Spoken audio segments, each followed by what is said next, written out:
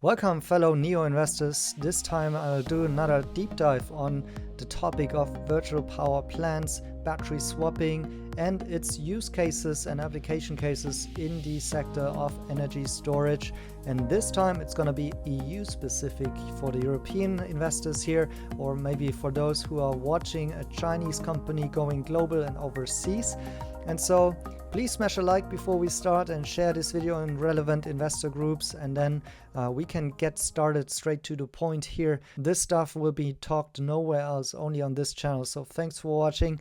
And now I'm talking about what has been actually in the newsroom already in July in 2023, but may have gone unnoticed. And I think I've built a foundation with my other videos about the prospects of virtual power plants, and I gave an outlook on what's happening in China specifically, that investors are starting to get really bullish about this opportunity, and stocks related to that have gone up. And I stated my hypothesis that NIO really should push this business case also for battery swap stations, and I think there's tremendous potential there, due to the fact that battery swap stations can not only act as a way to replenish the EVs, the cars, but also to balance the grid. And because of the fact that NIO has separated the ownership from the customer to actually the company with NIO here, and also between the chassis, the vehicle chassis, as well as the battery itself, this unlocks these type of business models here. And therefore, it's not a surprise to me that NIO is one of the names and companies here to participate in the European Union's Horizon Research and Innovation Program. And what you need to know here is that this program is a huge program. So they're investing billions in order to foster innovation in Europe. And it's, of course, it's a federal or a governmental program here. How should I say this? It's very, very, it's publicly funded by the European taxpayers.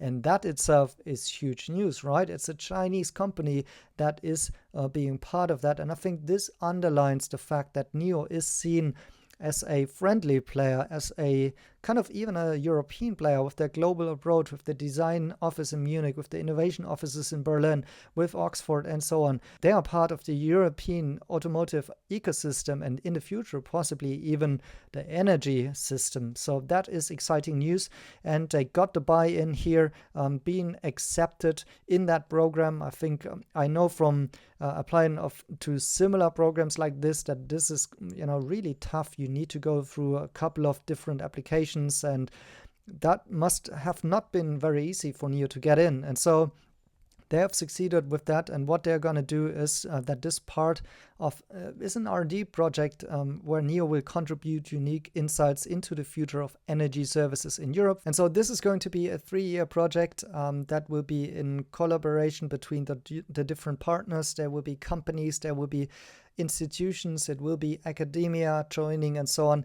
And I think in general, this is making me very bullish on the prospects that NIO could actually even bring this sort of technology overseas, not only be succeeding at that in China, given the fact that they are now getting into this ecosystem here in Europe. Of course, there are some political questions related to that, and there might be obstacles. And of course, for example, we still have the rumors around a possible partnership with a German OEM lining up and stuff like that, right? So lots of things possibly up in the air, and NIO is juggling here. However, if you read those signs with what I said about what they're going to do in China, and with the participation in programs here like this, you can clearly see where the journey is going, right? So I hope you enjoyed that as a little bit of a bullish news regarding the prospects of NIO battery swapping and applications for the grid here in Europe. And I'm looking very much forward to diving deeper into this topic and giving you more updates about this in the future.